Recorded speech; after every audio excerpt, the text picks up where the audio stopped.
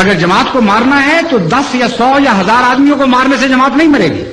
ایک آدمی کو زندہ کر کے دکھا دو، ساری جماعت مر جاتی. اور وہ حضرت عیسیٰ علیہ السلام. اتنا لمبا جھگڑا ہو گیا، 100 سال ہو گئے، دنیا کہیں سے کہیں پہنچ گئی. اور آج سے 100 سال پہلے، اس سے بھی پہلے سے تمہارے علماء یہ کہتے ہیں کہ تم بالکل تباہ حال ہو چکے ہو، اسلام کا نام و نشان تمہیں باقی نہیں رہا.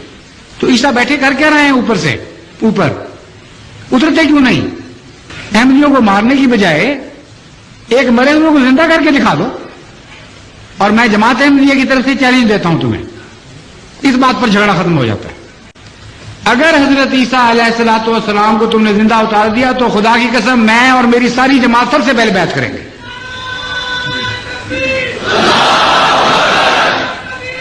سب سے اول بیعت کریں گے. ہم پرانے عقیدوں سے توبہ کر لیں گے اور عیسیٰ کے آگے بھی لڑیں گے اور پیچھے بھی لڑیں گے اور دائیں بھی لڑیں گے اور بائیں بھی لڑیں گے. کیونکہ ہم تو ہاں کرنے والے، آمنا و صدقنا کہنے والوں میں شامل ہو چکے ہیں.